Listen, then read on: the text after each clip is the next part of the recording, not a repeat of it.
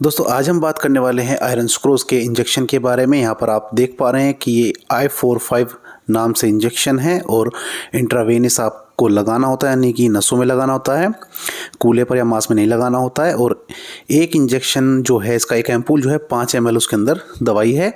आप कोई और भी कंपनी का ले सकते हैं, बात ये नहीं कि I45 के नाम से ही लें, तो कोई भी ले सकते हैं। यहाँ पर आप देखेंगे कि 1 ml में 20 मिलीग्राम आयरन सुक्रोज है।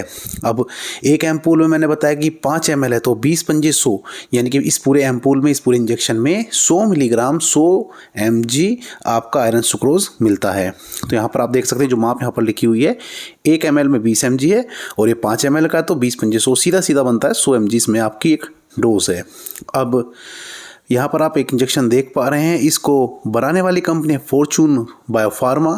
तो मैं फिर कह रहा हूँ आपसे कि आप कोई भी कंपनी ले सकते हैं, ऐसा नहीं कि आपको फॉर्चून कंपनी का ही लेना है। और बात करते हैं इसके प्राइस की, तो 321 रुपये का एक इंजेक्शन मिलता है, बट ये कम का भी मिल जाता है। बात ऐसा नहीं है कि भाई आपको इतने का ही मिलेगा, रेट इतने पड़े हैं, कम का काफ़ी मिल जाता है, तो डरने वाली बात नहीं है। काफ़ी इसमें प्राइस आपको लेस होकर के आपको दे देते हैं, या फिर आप दूसरी कंपनी का जो लेंगे उसमें भी लेस होकर के आपको मिल जाएगा। बात करते हैं इसकी यूज़ की, तो ये आरबीसी के डेवलपमेंट, यानी जो रेड ब्लड सेल होती है उसके डेवलपमेंट में इस्तेमाल किया जाता है, उसको डेवलपमेंट करने के लिए इस्तेमाल किया जाता है।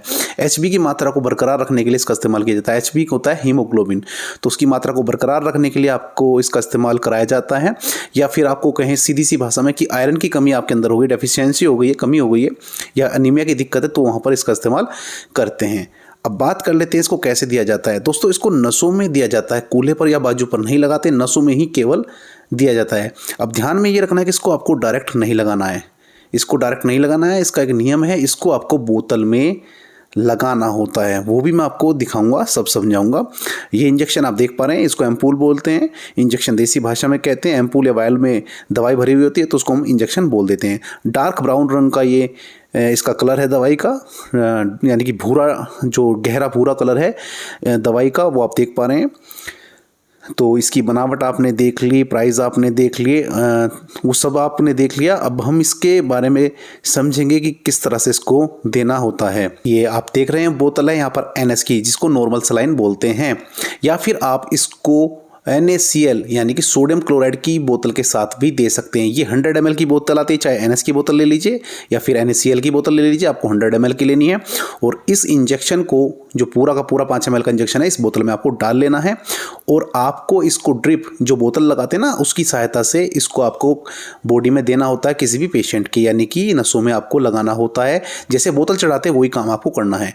और बोतल कब तक चढ़ती रहनी चाहिए, स्पीड क्या होनी चाहिए, ये जो दवाई आप डालेंगे इस बोतल में वो 15 मिनट तक आपकी चढ़नी चाहिए। इस स्पीड से आपको बोतल चढ़ानी है, चलानी है, ड्रॉप ऐसी लगनी है उसमें, पर मिनट के हिसाब से, पर सेकंड के हिसाब से वो आप कैलकुलेट कर लें कि 15-20 मिनट तक वो ख़त्म ना होने पाए, 15-20 मिनट के अंदर ही ये ख़त्म, उससे पहले ख़त्म ना हो, तो स्पीड आपको ऐसे रखनी है। बात करते हैं डोज की, तो एडल्ट जो लोग हैं उनके बारे में बता देता हूँ। 600 मिलीग्राम पर वीक आपको देनी होती है, यानी कि 600 mg एक हफ्ते में देनी होती है। तो ऐसा नहीं है कि आपको एक ही दिन में 600 mg दे दी जाएगी, जी नहीं, ऐसा नहीं करना है, आपको डिवाइड करनी होगी। जैसे कि आप रोज 100 मिलीग्राम दे सकते हैं, 100 मिलीग्राम से ऊपर आप इसे नहीं दे सकते एक दिन में, तो इसी हिसाब से एक हफ्ते में 600 मिलीग्राम आप दे सकते हैं। तो हर दिन 100 मिलीग्राम आप दे सकते हैं एक हफ्ते के अंदर अंदर, लेकिन 600 मिलीग्राम से ऊपर आपको इसको एक्सीड नहीं करना, बढ़ाना नहीं है। तो उम्मीद है आपको ये समझ में आ गया हो कि कैसे इस बोतल का इस्तेमाल करते हैं, कैसे इस इंजेक्शन का इस्तेमाल करते हैं। तो दोस्तों वीडियो कैसी लगी कमेंट में ज़रूर बताएं। अगर अच्छी लगी हो तो प्लीज़ लाइक करें, नहीं भी लगी हो तो प्लीज़ फिर भी लाइक कर दें, ताकि ऐसा ही उत्साह हमारा बनता रहे। और वीडियो में अंत तक बने रहने के लिए आपका दिल से धन्यवाद।